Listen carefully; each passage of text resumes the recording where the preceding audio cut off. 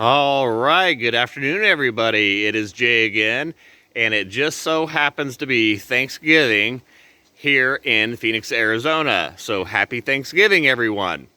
What is the topic of today's video? Well, the topic of today's video are 10 different fruits or 10 items that you can eat around Thanksgiving time in your garden or in your food forest. Because, guys, believe me, there is basically a time of the year that you can go and pick something every day in your yard. Now, it may not be the same thing, so I will give you a little bit of a pre-warning here. You're not going to be eating peaches every day of the year here in Phoenix, Arizona, but you will be eating a lot of those in May, and then you get some different fruits in June, and then you get some different fruits in July.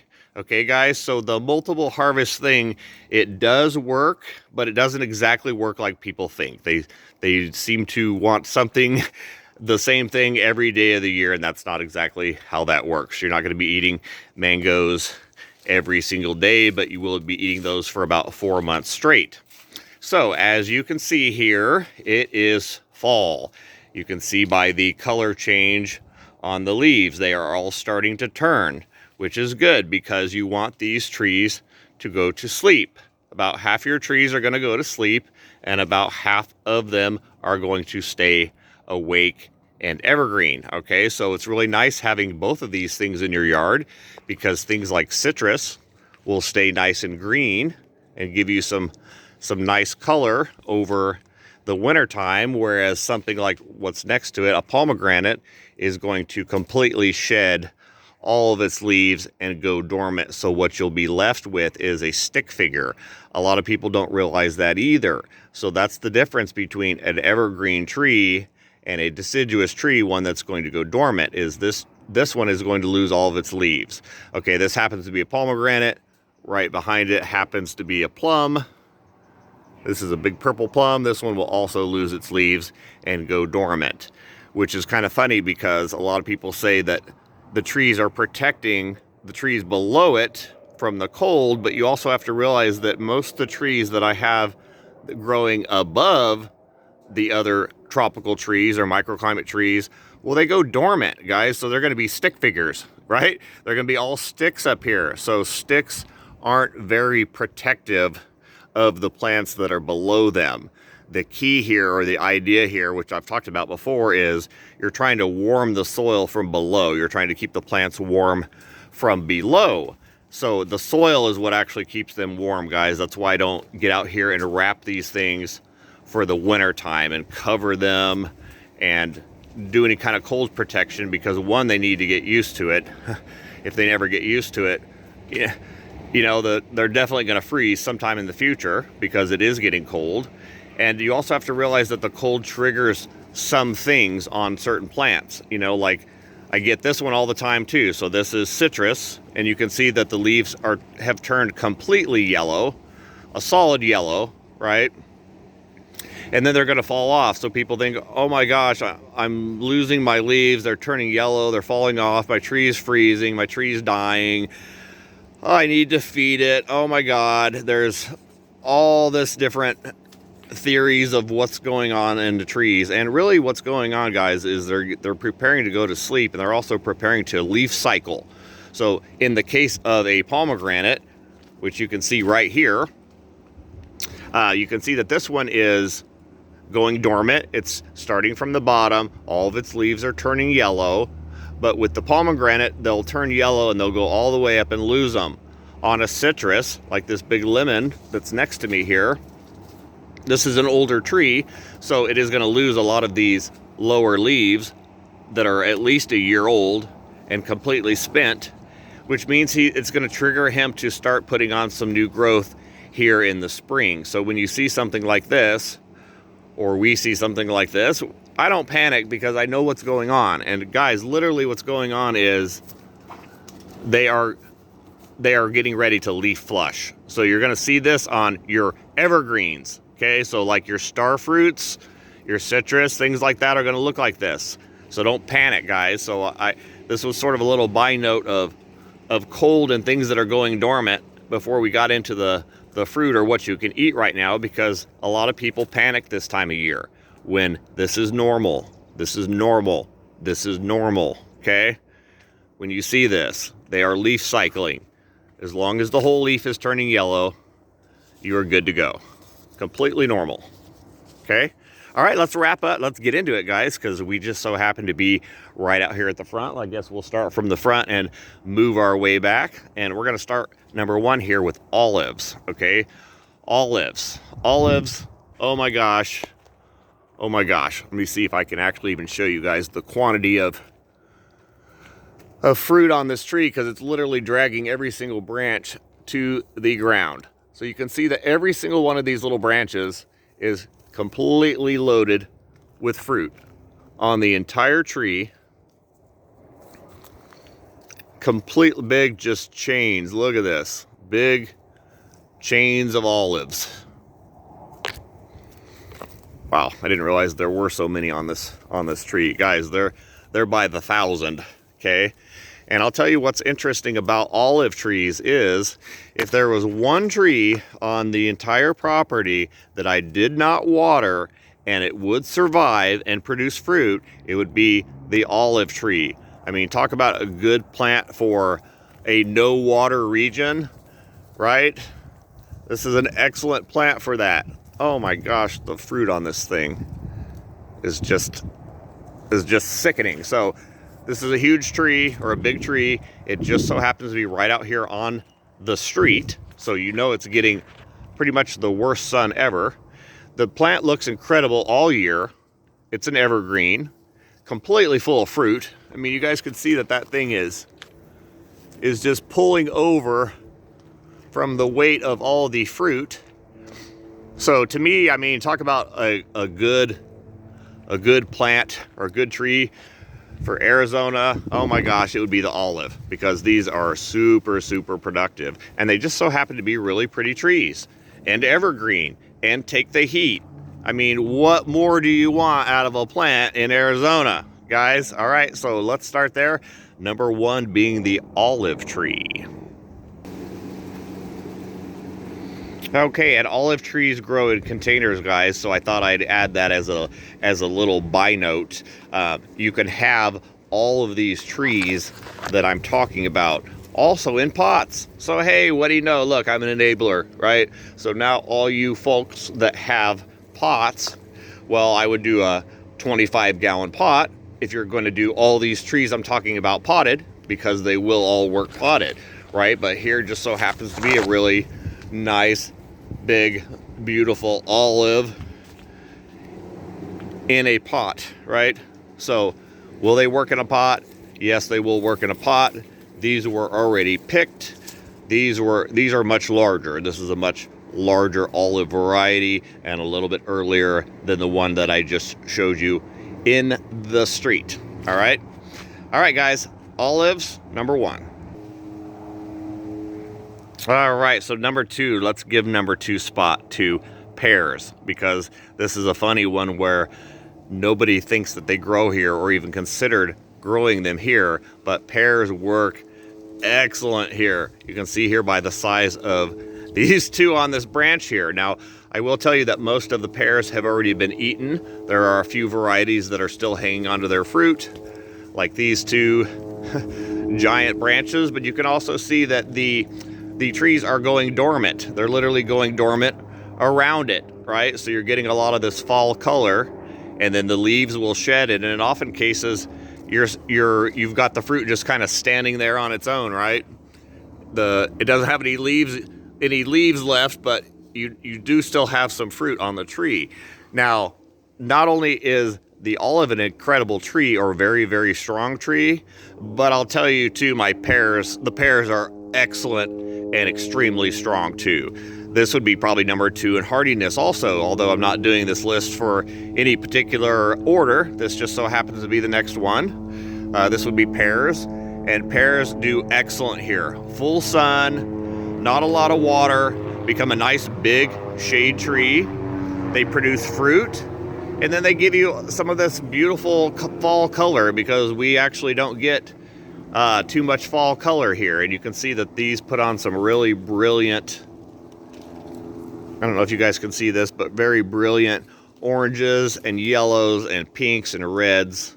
It's very, very beautiful when trees actually go dormant here in the Phoenix area. So number 2, guys, pears. Pears you can pick or eat, or there will definitely be some ready around Thanksgiving.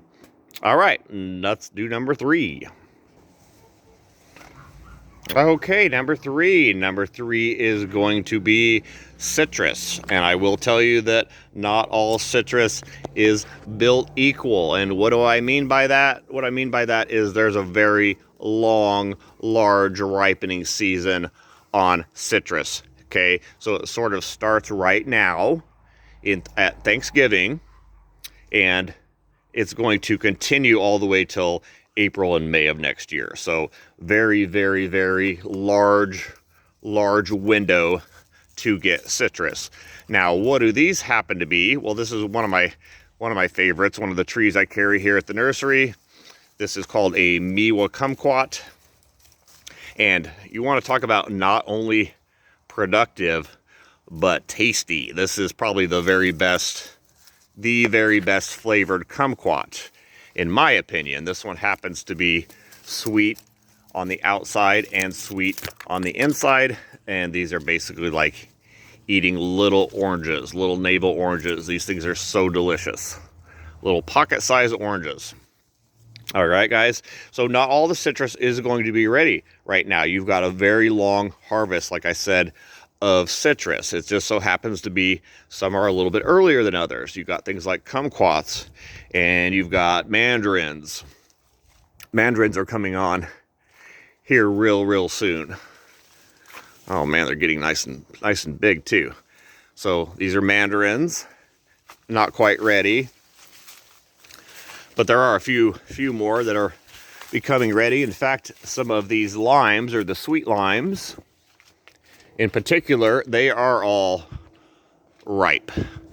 And you can also see that these trees are extremely productive. This is another one that I carry here. You can see all the fruit on the tree. These are not small. These are pretty good size. And just completely coating the tree and bending down every branch that is on it. In fact, I cut off half the tree on the neighbor's side basically because it got too much, guys. I mean, just way too much fruit, way too many branches. And what's interesting about this particular tree, or this sweet lime, is this still has fruit from last year. And that doesn't happen, guys, not with citrus. They never last an entire year to where you've got the new fruit on with fruit from last year. And those are not small. Like, especially some of these older ones from last year. Let me see if I can get next to one of these. These are not small. I mean, that is bigger than an orange. Oh, wow. Oh, there we go. There we go, guys. Look, that is a year-old Palestine sweet lime, or Indian sweet lime. Has a couple different names. And that is no joke, actually. That's sort of getting near grapefruit size. And this will still be good, which is what's amazing, because you'd think it would be dried out after a year. And I'll guarantee you this thing is not. I'll see if I can grab a knife and we'll maybe cut this one open. But yeah, guys, incredible citrus harvest that we get here in Phoenix, Arizona.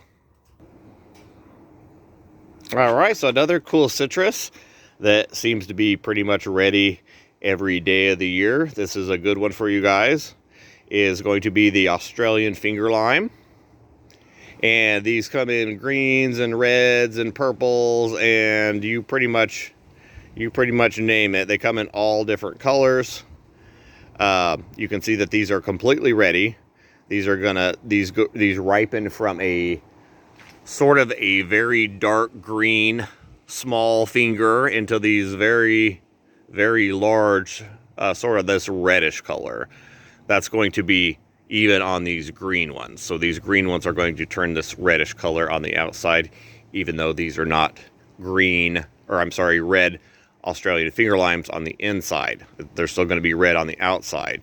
And this is an awesome tree and an awesome plant, and definitely have these available too. This is one of people's favorites because this is a neat little cuisine item. What happens is you cut these open and you can kind of squeeze out what's called citrus caviar, or little lime eggs we call them. And I use that for cooking fish and putting on yogurts and salads. And it's one of the most useful fruits, especially by having pretty much at least one on the tree constantly, if not thousands. I mean, these things produce like you would not believe. And there are different varieties of these, meaning there are the finger limes, which are the smaller ones. And then there are thumb limes, which are much, much larger. The fruit's going to be probably, twice the thickness of these finger limes. And I also have some of those too, the thumb limes. They're pretty neat too. They just have a little bit of a different shape. So citrus, guys, I would plant multiple varieties of citrus because, one, they do so well in Arizona. And man, they can even get big. I mean, this is a finger lime. This is one in a pot, guys. So harking back to the I can't have fruit trees in pots. Yes, you can. Here is one. This is a bigger pot. This one's around 45 gallons. And let me back up from the tree here.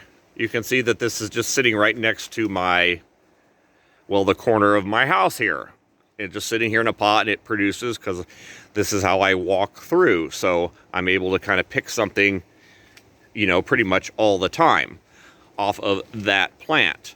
Now, do they do good in the ground? Yeah, they do excellent in the ground because everything's going to. Now, things tend to get to a certain size in a pot, and then they are going to stop growing. And then what's going to happen is they're going to start fruiting. And then the second you put that plant in the ground, it may not fruit for the next 2 years even. Might be a situation like that. But then once it kind of catches up to itself, it will fruit extremely, extremely heavy for you guys. Okay? So, what have we covered so far? We've covered olives. We have covered finger limes, or citrus, let's call it. I showed you some limes. I showed you some kumquats. Let's just go ahead and do the next one. And the next one is going to be pomegranates. Okay, so pomegranates. Pomegranate plants, or bushes, or trees, whatever you want to call them. I think they are more of a bush than anything. Are extremely, extremely durable and productive in Phoenix, Arizona. Now, I might even put the pomegranate right next to the olive. In fact, I have one planted next to the olive in the front there by the street, because they are so bulletproof. Now, you kind of have to keep an eye on them because they will grow. This is a very fast growing plant for Phoenix. I put this in as a little guy. You kind of see the base right here. I put this in as a little guy last year, and this has already grown tall. Okay, and they will produce. They're not going to produce a lot when they're smaller. They need to turn into a much larger plant. In fact, I've got a larger one that's over the neighbor's yard, and they get most of the pomegranates over there. But there are some pomegranates, seems to be pretty much all the time out here during this season. You just have to kind of go through and find them. So you either got to pick them up. They're either going to be on the ground, or they're going to be on the tree. But the tree's not going to have any leaves, so it's going to be very much like a pear, like the pear, right? That happens to a lot of plants. They lose their leaves, and then they're still kind of hanging on to fruit. One warning with these is I wouldn't pick them early. So everyone picks pomegranates early, and they are either, they're white inside, they're immature, they're not red. So a lot of people wonder, why are they not red inside? And it really kind of depends on varieties, because some varieties are going to be earlier, right? And they may happen to be white, a white pomegranate. Well, white pomegranate's not going to turn red inside, okay? Usually the later varieties, or the redder the variety, it's ready a little bit later in the year. because the cold is what's going to trigger a lot of that red color. So no, these will not freeze on your tree like little Christmas ornaments. They won't, okay? So let them get cold. The redder you want them, you have to leave them through the cold and through the freeze. That's how you're going to get the color out of these, right? Now, when they are truly ready, a pomegranate's truly ready, it'll split open on its own. So what'll happen is, I yanked this one off the tree, but they'll hang on the tree. They'll actually crack open, like you can see right here, what's happening on the sides of this. They'll split open and they'll actually start dumping all those red fruits down onto the ground, okay? So that's when a pomegranate is actually truly ready, is when you see it start to split, just like that. So pomegranates, guys, is definitely going to be a fall fruit for you. All right, so one of the next ones on the list, guys, is going to be the Barbados cherry. And I'll tell you what, that is another plant that is super, super amazing. Now, I've got one right back here, and you can see that it is a very, very large bush. And I actually have, I think I have 13 of these planted on the property.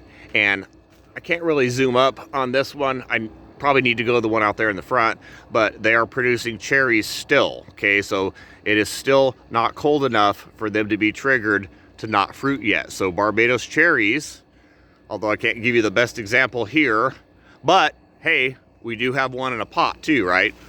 Because we have to we have to be able to get these things to fruit in pots. So will they fruit in pots? Absolutely. Are they going to get big? Not as big as in the ground, because it is a very large bush or tree. But if you're wanting tropical cherries, well, nothing really beats this thing. So here's one here in a pot or a planter. This is a large planter, obviously. And let me see if I can kind of get up on this one. Okay. So you can see this one's spread out quite a bit larger because he does have some room. So this will become a giant plant for you guys. This is let's call this a weed tree, because they get so big and they're so delicious, guys. So Barbados cherries, put that one on there definitely for your fall list. These are going to go semi-dormant here soon, lose a lot of the leaves. They're not going to produce cherries over the winter, but you will get cherries in the spring. So this is definitely one to think about. And if you're going to plant one this time of year, you'd want to plant a larger one, obviously. So if you plant tropicals right now, it's larger tropicals, or it's any deciduous tree, or it's any citrus tree. So if you guys are wondering also what to plant right now, or what can I plant right now, there's things, guys, there's stuff. There's all kinds of things you need to work on. This is a never-ending project. It doesn't happen, winter, we just all go inside. Arizona is green, and you got things like mangoes that they bloom during the winter. These bloom in January and February. So if you're not good at getting trees big and healthy so that you don't have to protect them from the winter, then you will get fruit off these. Otherwise, you're not going to get fruit off these things, because you got them all covered up and stifled during their time of bloom. So the idea is to get your tropicals big, way bigger than your other trees, so that if something happens to them cold-wise, it only knocks them down a little bit instead of knocking them all the way down to the ground. So microclimate is key, but I'll tell you, more importantly is the soil and the compost that I use. And that's not only giving them the nutrition, it's giving them the immune system to get through the cold, and it's also warming them from below.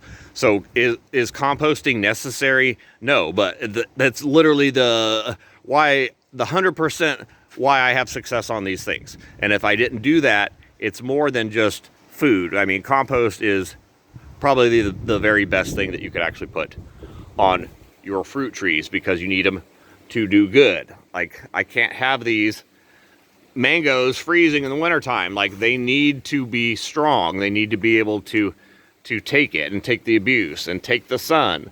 Like, I'm not going to baby these things. Like, we want them to do well, and just pick good, strong trees and plant them at the appropriate times of the year, which I've definitely given you guys some pointers in this video on that. Okay, so if you want fruit off tropicals, a lot of them it's winter fruit and you can't protect them or you won't get the fruit because you've got them all wrapped up with bound up. So it's a double-edged blade, unfortunately, is, yeah, the smaller tropicals, yes, cover them because they're not going to fruit anyway, right?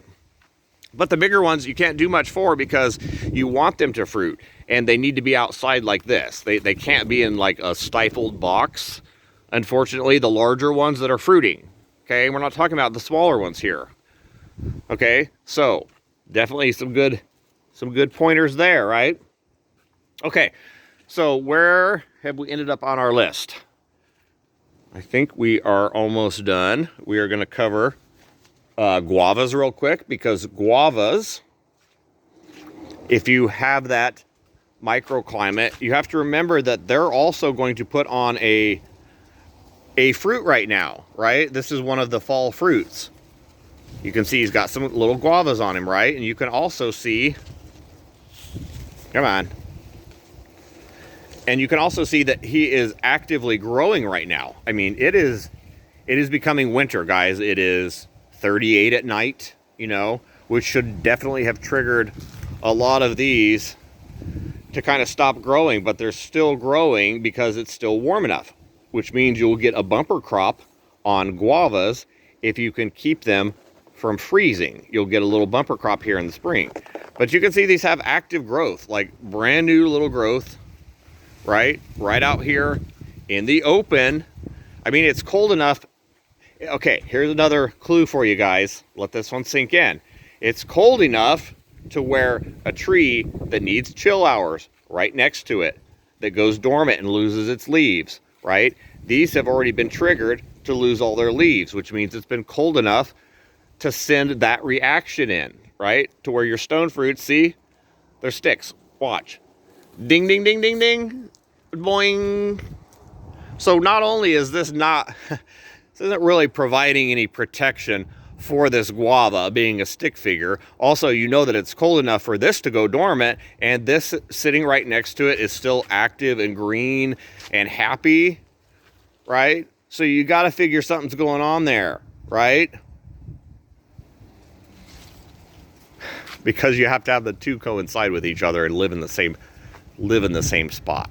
So guavas, guys, if it doesn't get too cold, we will definitely ripen off those guavas. I mean, he's got new growth everywhere. Look at these branches. Look at these branches. Look. New growth, new growth, new growth. Like, this thing's just charging through. Like, and they're all that way too. Don't think it's just the one. Like, no, everyone out here is like that. I mean, these things look incredible. Look at this. These aren't that big. These are little smaller trees. Man, just killing it out here in November. I mean, yeah, something's going on, guys. Compost. That's what's going on. Compost. Okay, so we've covered pears, we've covered pomegranates, we've covered olives, we have covered finger limes, we've covered Barbados cherries. Let's cover, let's do some star fruit, because star fruit, which incidentally will also fruit in a pot. Star fruit is going to be one of my favorites. This is going to be one of my favorite fall fruits. Now, we've got one here in a pot, and you can see that he's not that big of a tree even. I mean, he's not that big. But like as we start to kind of travel up him, you will see that he is covered in fruit.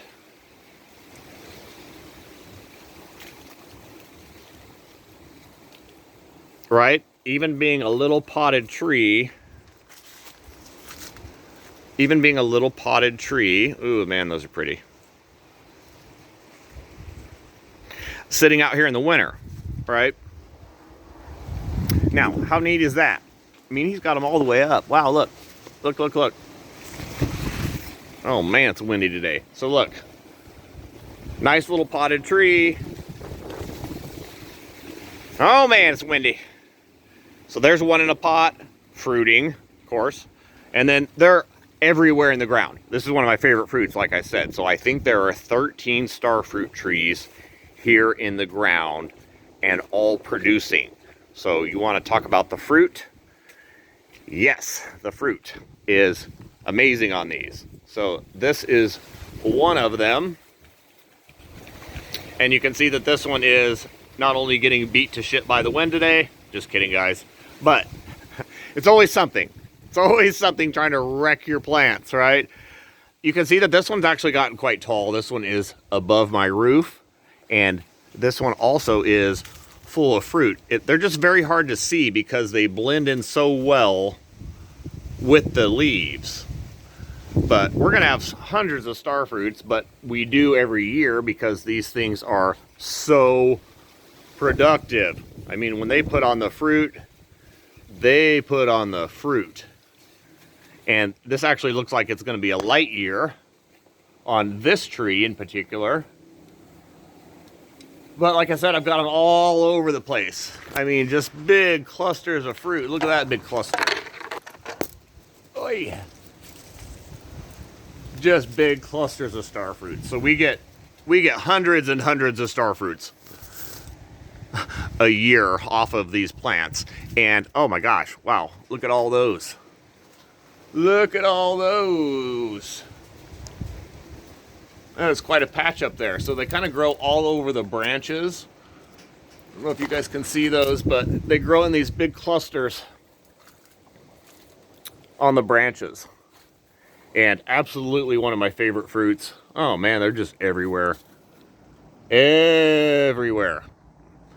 One of my absolute favorite fruit trees. I carry two varieties of this one. The two productive ones, let's call it that, okay? So I carry the Carry and I carry the Arcid on these. I don't carry the other varieties because they have issues. So this is the one I go for, and I have, I think, about 13 of these star fruit trees in the yard. So star fruit trees, definite winner. Definite winner. All right, let's see what else we got. Okay, well, what's next on the list? And guys, we'll be finishing up here pretty soon. I just haven't done a video in a while, so I figured I'd do a little bit of a longer video. So what's next on the list? Well, the next list is going to be chocolate, you know? Chocolate? What do you mean chocolate? Not chocolate, guys. Carob. This is carob. And this is also a very delicious fruit, let's call it. It's a bean, but it's a legume. It's a pod, right? But this is a alternative to chocolate. Not really. I need to do a different video just on the amazing carob tree because it doesn't taste like chocolate. Guys, it doesn't. Carob is not a chocolate substitute, but carob is wonderful in its own regard. So think about like Nutella, okay? Nutella is a good example for you guys. Nutella is not chocolate either, right? But you love it because it's hazelnut and it's good. And carob's the same way. It got marketed as chocolate, which is what its demise was, and people should have never done that. It should have been marketed as what it is, which is carob. And carob is actually sweeter than chocolate and way the hell easier to grow. I mean, people in desert regions, even worse than Phoenix, Arizona, are growing carob trees and are very, very productive. Although you do need the females. You can see the pods. You can see the pods hanging on the tree right here. I picked these up on the ground because they're literally all over the ground. You got money and chocolate, chocolate substitute laying all over the ground, right? But I will tell you that this is one of the best trees for the valley, especially if you have a larger property. I will tell you guys that the carob tree basically is the same as the olive tree, needs no water at all whatsoever, evergreen all the time, productive without doing anything hardly at all. It's just one of the miracle trees, right? But you got to get a female. You have to get a female to produce the pods or you won't get fruit off this tree. You'll get a very stinky tree and you will not be happy with me for having you buy a carob. So do not get a male. You need a female carob, and they will produce these giant beans for you that you can grind into chocolate substitute. You know, let's call it its own thing. Let's call it carob. Okay, so it's going to taste like carob, right? Which happens to be awesome. It was just marketed wrong in the 70s with the everybody in their nutrition deals, right? So it got a bad rap. But I'll tell you, that's one of the best trees that you could ever possibly plant here. And I would go for these, especially if I have a larger property. This is a big tree. Big tree. Wide, 50 feet wide. This thing can get huge. So I wouldn't go planting one of these maybe in a smaller property. Although I have seen them all over the valley on smaller properties. So that's bull, actually. So you can put them on a smaller property, just you want to give them some room because they're going to stretch out. One or two of these in the front yard, and that's all you need. Like, that's literally going to cover the whole front yard. Never have to water the thing. It looks green all the time. Beautiful, tall. This thing's getting tall, but I air layer this to get copies so that I can have copied varieties, this same exact variety, which gives these huge pods that happens to be extra sweet, full of sugar. So I propagate this tree. That's why he's back here. This one gets air layered. So, okay, guys, we're going to do one more, and then I'm going to let you go because I'm sure you're busy and have things to do on Thanksgiving, as do I. So let's do the last one, and the last one is going to be leaves. What do you mean by leaves? Leaves that you can eat, guys. Leaves that you can cook with. There are things out there, believe it or not, that you can make wonderful meals with that just so happen to be by using the leaf of the plant, okay? And I'm going to go over two just briefly here because I'm sure there are a lot of people that cook and watch these videos. So one of these is going to be the kaffir lime, and the kaffir lime is used for its leaf. It produces a fruit. It actually is a very big tree. The kaffir lime is a large tree. And you can always tell this plant or this leaf by the way that it has a double leaf. So let me grab one of these leaves. Okay, now you can see on this leaf, see how it has this sort of this double leaf, right? This is how you can always tell a kaffir lime versus a normal citrus leaf, which is going to be just a single leaf, right? It may have a little bit of a subpetal up here, but that's mainly on grapefruits that you're going to see that on that little tiny subpetal leaf. And then the kaffir limes, that's going to be much larger. So that's how it kind of looks like a butterfly. So that's how you can always identify this one. And this one is used for the leaves, guys. The leaves imparts an amazing flavor into your food dishes. So this is one that you're not after for the fruit, although it does produce a fruit, but it is ugly and it is nasty. So you're really not after that. You're after the leaf for a lot of cooking dishes, right? And then I'm going to go over another one because I've got some very, very beautiful trees out here, and I do use this a lot also. And actually, there's quite a few leaves you can use, guys. I should show a couple of the tamarind trees, but I'm already past those. So lots of leaves you can eat. But one of my favorite here is going to be, of course, the curry trees. So the curry trees, they pretty much look smashing all the time, all year. They may get a little bit of winter nip out here just a little bit, but it doesn't seem to matter. They just kind of grow back from a vengeance. Can they be planted in pots? Yes, absolutely. Like a lot of these that I actually use, the leaves off of are potted, and they look killer in a pot. It's like one plant that looks cool in a pot. Here's one right here. They just look really neat and nice and full and seductive in a pot. So I have these right at the entryway to my property here because I do, like I said, I do use a lot of curry. One right next to it. So it's like a walkway, just a beautiful walkway of curry trees. And I grow hundreds of these. The whole front yard is full. Backyard's full of these things. I grow a lot of curry, and I grow a lot of curry from seed. And there are different varieties of curry. I mean, you can even see these these right next to each other, you can kind of see how these have a sort of a lime green color. They kind of hang down and they're sort of pointed. So you can see this leaf shape,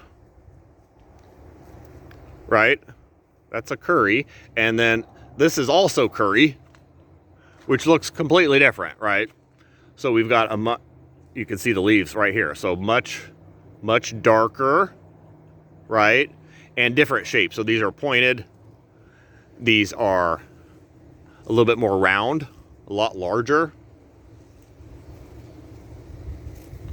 And some of these are sweeter than others. So it's the different varieties of them are going to give you different flavors. But this is actually one of my favorite, most used plants, and grow hundreds of these things.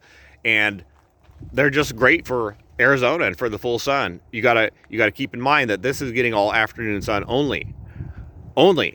This only gets afternoon sun. This doesn't get any other sun. The sun kind of comes up through here, and we get it a little bit in the afternoon on this side. So the olives, neem, that's one I forgot to mention. Neem, you can use the leaves off of also.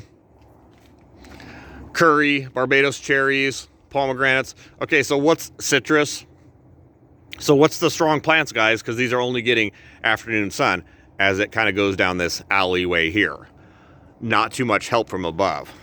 All right, guys, that is it for today. I think I've probably wasted enough of your time, but I'm hoping you guys got a bunch of little tidbits out of this video, because I like to put little clues and bonuses in there. And if you're kind of listening and paying attention the whole time, you'll kind of understand and get the certain things that I'm talking about. And one of them is going to be the most important thing, which is your soil health. Guys, your soil health. If you need number one clue on how to get the best plants, that's how you're going to do it. And you're not going to really do it any other way, right? And not get this production and not have these things so beautiful and green right out here on Thanksgiving. Not exactly easy to do. All right, guys, that is it for today. Thank you for watching. And if you made it all the way through this video, please hit the like button. Please hit the subscribe button. I know I don't do a whole lot of these videos, but you also have to remember that it's because I'm busy, guys. I'm helping people get involved and helping them get their food forest established on their own. And I'm also kind of helping out, getting a couple other little locations going so that you guys have more access to my trees, because I get a really, really high demand on my trees, especially because of how much they fruit. I mean, that's a potted grapefruit, guys, because how much they fruit, right? And we have really, really good success here. So I'm going to have some more locations where you guys will be able to pick up these quality fruit trees, because I know a lot of people don't like to drive. All right, guys, that is it for today. Happy Thanksgiving, everyone. Like and subscribe, and I will get a few more videos out here as we warm up. Not much happens during the winter, but hey, we'll see if we can figure out something. All right, guys, that is it. Thank you for watching.